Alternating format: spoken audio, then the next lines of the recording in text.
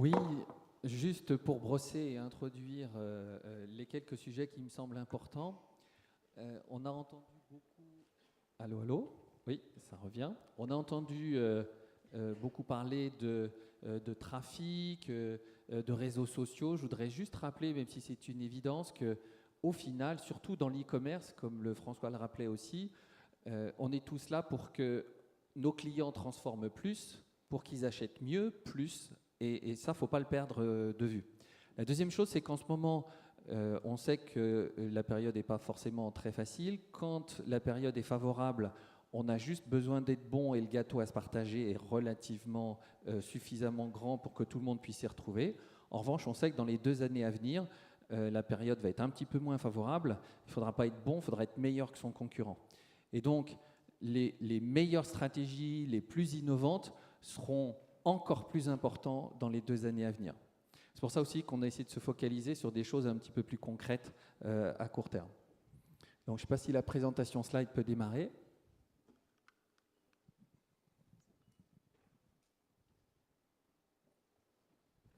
Donc, juste une introduction très rapide. Finalement, nos consommateurs sont dans un contexte qui complexifie un petit peu notre travail, à savoir qu'ils interagissent avec la marque sur de multiples points de contact en temps réel, en plus potentiellement en mobilité, et enfin dans un contexte qui est très communautaire. Donc tout ça pour rappeler que pour les convaincre d'acheter, c'est un petit peu plus compliqué aujourd'hui qu'il y a 2-3 ans. Pour je dirais, donner un petit peu de polémique, j'allais dire presque, sur les réseaux sociaux, quel est le ROI finalement quand j'engage sur les réseaux sociaux? On a mené une enquête auprès de 700 personnes en Europe et 80, je crois que c'était 70% ne savent pas donner un ROI sur les réseaux sociaux. La deuxième chose qui est ressortie, c'est que 93% du dialogue engagé sur les réseaux sociaux, 93%, est non personnalisé ou peu personnalisé. Donc pour personnalisation, quand on cible, je dirais, une population, les jeunes ou les CSP+, selon les critères que peut fournir Facebook, ce n'est pas une personnalisation individuelle. Là, on parle bien d'une communication one to few, mais pas individualisée. Et enfin, la valeur d'un fan, elle se mesure selon le Forrester, suivant le degré d'engagement individuel qu'on a avec ce fan. Tant qu'on n'engage pas individuellement et qu'on n'a pas un retour de sa part, finalement, le retour est plus proche de zéro. Alors c'est un peu provocateur, mais malgré tout, il faut l'avoir en tête.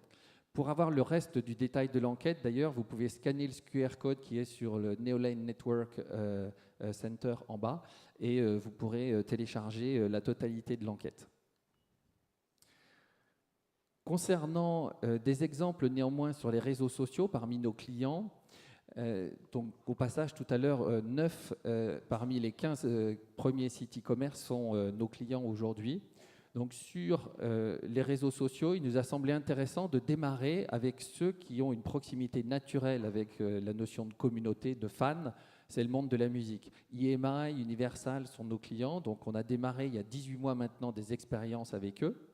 Et finalement, engager individuellement en développant des petites applications, en leur demandant de faire de l'opt-in et en engageant avec l'artiste, eh bien, on a obtenu des premiers résultats, plus 40% sur l'opt-in, 90% de nouveaux prospects. Ça, c'est essentiel, parce que les gens que je touche, que je transforme de fans à contacts identifiés et adressables, sont une nouvelle population pour moi.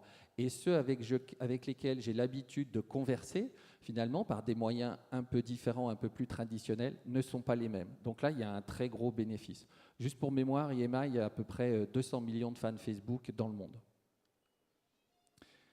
Un autre exemple, cette fois chiffré, donc une application qui apporte un contenu très individualisé et unique qu'on ne peut pas avoir ailleurs, avec donc une notion d'opt-in. Je rejoins, je fais partie du groupe et j'ai accès à un contenu très personnalisé. je récupère tout le détail des informations qui décrivent ce profil, eh bien, ça a mené juste sur un tout petit ensemble d'un label et d'une marque, 166 000 fans en plus 10% de fans en acquisition et un ROI qui était extrêmement intéressant. On est effectivement sur un domaine qui est la musique, qui est très communautaire par excellence, mais je pense que c'était intéressant de le mentionner. Un deuxième sujet qui a été évoqué très souvent, c'est la mobilité. Tout ce qu'on pouvait faire aujourd'hui de manière statique peut aujourd'hui être fait en mobilité, voire beaucoup plus. Et on en discutait tout à l'heure, et je pense qu'on pourra le développer un peu plus. Les infrastructures aujourd'hui, tant donc des telcos, des fournisseurs d'OS et des applications, permettent de mener aujourd'hui un dialogue individualisé sur des applications, de la notification sur les mobiles et d'ajouter la géolocalisation. BMW a lancé un programme qui s'appelle BM et vous, donc un programme de relationnel, haute qualité, etc., comme vous pouvez l'imaginer. Ils l'ont lancé en même temps sur le web et sur une appli mobile. Et depuis 2 mois, l'appli mobile a généré plus de connexions que celle du web. Donc le mobile a supplanté le web. Enfin, une autre tendance qui me semble extrêmement importante et qui un peu cross tous les sujets qu'on a vus, c'est les programmes de fidélité. Il y a 6 ou 7 ans, quasiment tous les retailers, presque toutes les marques se sont engagés dans un programme de fidélité. J'ai une carte, j'ai des points, je gagne des points ou de l'argent et ensuite j'ai la capacité à le consommer. On est arrivé un petit peu au bout de cette démarche de loyalty. Elles n'ont pas toutes été très rémunératrices forcément. Et aujourd'hui, on a une bascule d'un programme de fidélité qui est très basé sur du transactionnel vers un programme qui s'attache à développer l'expérience utilisateur et basé beaucoup plus sur la communication, le contenu à valeur ajoutée. Parce que de toute façon, rémunérer ou récompenser quelqu'un qui achète déjà, c'est aujourd'hui pas suffisant.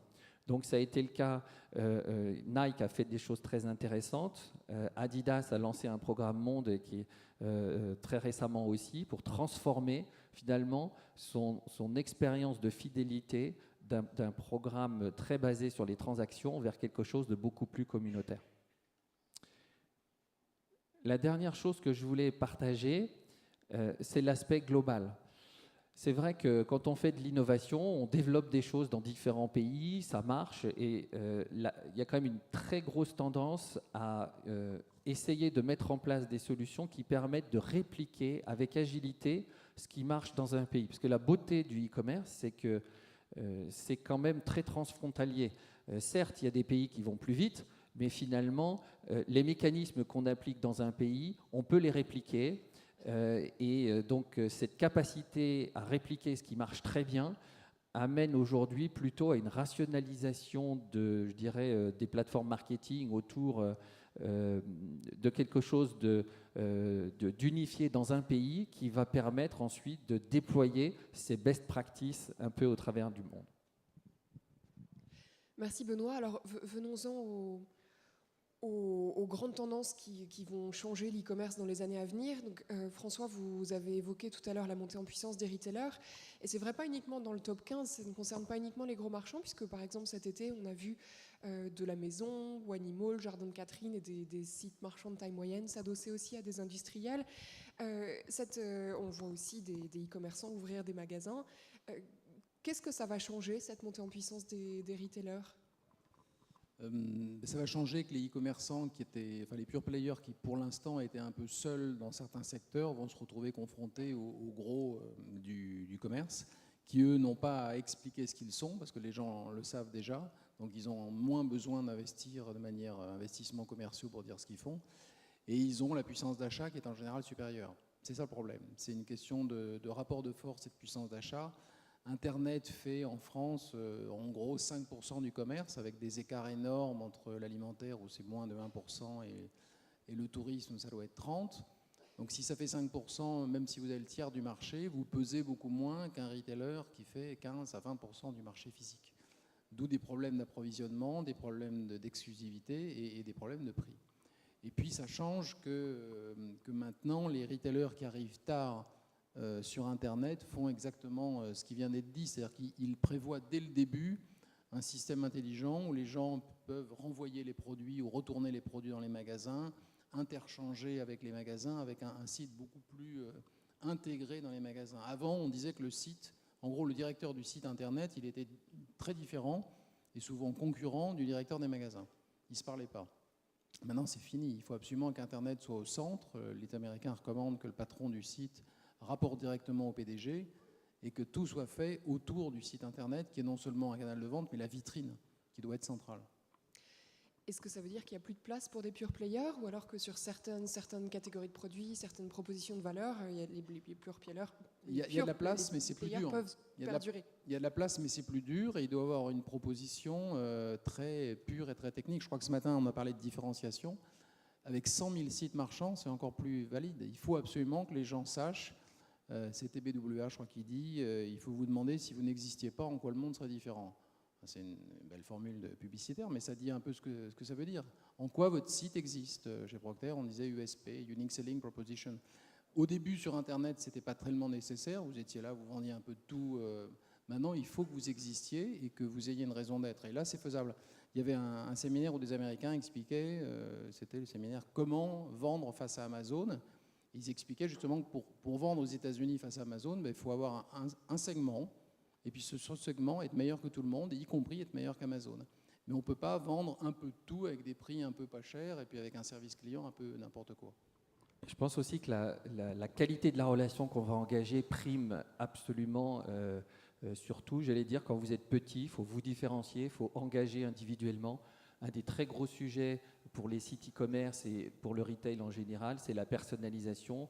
Engager individuellement avec ses consommateurs, leur apporter de la valeur, être différent pour créer une émotion de façon à ce qu'il y ait une véritable fidélisation qui se mette en place et que la concurrence qui est à un clic aujourd'hui sur Internet joue moins, mais que la relation qui a été nouée soit plus forte que cette tendance du zapping qui est accélérée évidemment par la notion très interactive qu'on peut avoir aujourd'hui sur Internet et qui évidemment doit être contrôlée ou à tout le moins compensée par plus de valeur. Flore, on va peut-être conclure. Un petit mot de conclusion peut-être à vos invités. Alors, moi, je crois qu'aujourd'hui, comme toujours en période de crise, c'est Warren Buffett qui investit toujours à contre-courant. L'e-commerce a une opportunité extrêmement grande puisque non seulement aujourd'hui, on peut acheter et comparer potentiellement à de meilleurs prix, on se déplace moins. Il ne faut pas oublier qu'en France, l'essence coûte cher, ce n'est pas neutre, et donc l'e-commerce a un vrai rôle à jouer pour faciliter des dépenses, et je pense que là, il y a une vraie opportunité. Donc tout est basé pour moi sur la relation individualisée, personnalisée, à valeur ajoutée, qu'on va pouvoir initialiser avec ses prospects et ses clients. Pour conclure, François, parmi les grandes tendances, on voit la convergence avec le retail physique. On a évoqué rapidement le mobile, il y a la personnalisation, la fidélité, l'articulation et l'utilisation des réseaux sociaux. Bref, toutes ces possibilités qui sont offertes aux e-marchands, ils ne peuvent pas forcément tout faire, ils ne peuvent pas investir sur tout. Comment est-ce qu'ils doivent choisir l'axe le plus important pour eux ? Et y compris sur cette question de la convergence et de la disparition des canaux, il reste différents scénarios d'achat. Pourquoi investir sur l'un plutôt que sur l'autre? Et que doivent faire les marchands pour se préparer à ces grands enjeux? En 20 secondes. 15, s'il vous plaît. Non, mais ça dépend. C'est des bonnes questions que vous posez. Et je crois qu'ils ne peuvent pas échapper à la convergence, c'est-à-dire au fait que ça soit pratique pour les gens. À partir du moment où c'est le même nom d'enseigne, le message doit être absolument cohérent, que ça soit sur le smartphone, sur le web et dans les magasins. La politique client doit être la même. On ne peut plus avoir un vendeur qui dit au client ça, je ne peux pas vous le reprendre parce que vous l'avez acheté sur Internet. Si c'est la même marque, c'est un discours que les gens ne supportent plus.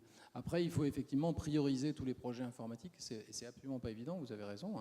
Il y a l'adaptation pour l'iPad, il y a une liste de projets monstrueux. Il faut le privilégier en fonction de la taille du site, du développement.